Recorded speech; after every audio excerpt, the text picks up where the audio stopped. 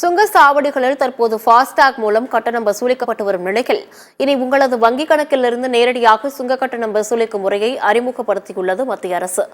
இதற்காக மத்திய அரசு கொண்டு வந்துள்ள சேட்டலைட் தொழில்நுட்பத்தின் செயல்பாடு குறித்து விவரிக்கிறது இந்த செய்தி தொகுப்பு. நாடு முழுவதும் தேசிய நெடுஞ்சாலைகளை பயன்படுத்துவோரிடமிருந்து சுங்க கட்டணம் வசூலிக்கப்பட்டு வருகிறது. முன்பெல்லாம் சுங்க கட்டணம் பணமாக வசூலிக்கப்பட்டு வந்த நிலையில் வாகன ஓட்டிகள் நீண்ட நேரம் காத்திருப்பதை தவிர்க்கும் விதமாக ஃபாஸ்டாக் முறை கொண்டுவரப்பட்டது. ஆனாலும் கூட சில நேரங்களில் ஃபாஸ்டாக் முறையிலும் வாகனங்கள் நீண்ட வரிசையில் காத்து நிற்க வேண்டிய சூழல் உள்ளது.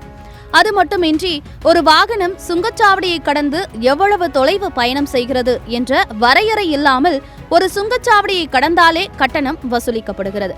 இதனால் சுங்கச்சாவடியை ஒட்டியுள்ள குடியிருப்புகளில் வசிக்கும் மக்கள் சொந்த வேலைக்காக வெளியில் சென்று வரும்போதெல்லாம் சுங்க கட்டணம் செலுத்த நிர்பந்திக்கப்படுகின்றனர்.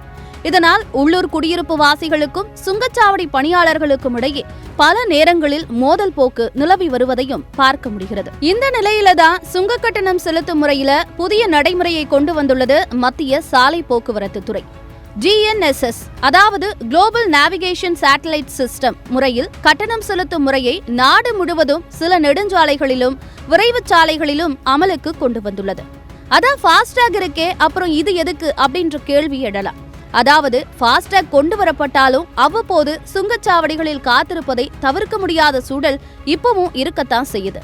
ஆனா இந்த குளோபல் நேவிகேஷன் சேட்டலைட் சிஸ்டம் நாடு முழுவதும் நடைமுறைக்கு வந்துடுச்சுன்னா சுங்கச்சாவடிகளின் தேவையே இருக்காது அப்படிங்கிறது தான் ஹைலைட். அப்போ இனி சுங்கச்சாவடியே இருக்காதான்னு ரொம்ப சந்தோஷப்பட்டுறாதீங்க. இதுலதான் ஒரு ட்விஸ்ட் இருக்கு. அது என்னன்னு பாக்குறதுக்கு முன்னாடி இந்த சேட்டலைட் சிஸ்டம் எப்படி செயல்படும்னு பார்த்துடலாம். அதாவது குளோபல் நேவிகேஷன் சேட்டலைட் சிஸ்டம் வேலை செய்ய OBU அதாவது ஆன்போர்ட் யூனிட் எனப்படும் சிறிய கருவியை வாகனங்களோட வெளிப்புறத்துல பொருத்தணும்.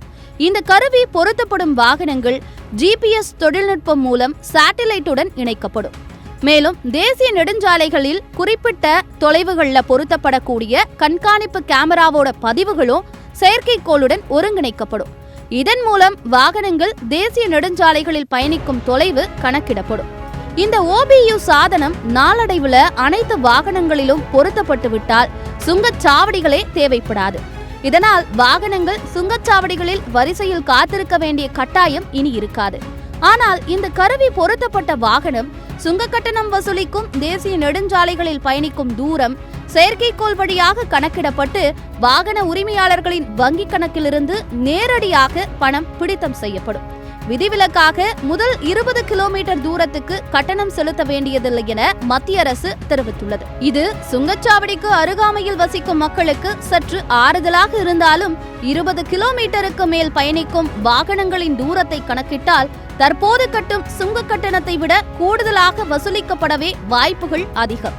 இதன் மூலம் மத்திய அரசின் வருவாய் அதிகரிக்கும் என்பதில் எவ்வித முரண்பாடும் இருக்க முடியாது. அதே சமயம் சாமானியர்களுக்கும் கனரக வாகன உரிமையாளர்களுக்கும் இத்திட்டம் கை கொடுக்குமா என்பதை பொறுத்திருந்துதான் பார்க்க வேண்டும்.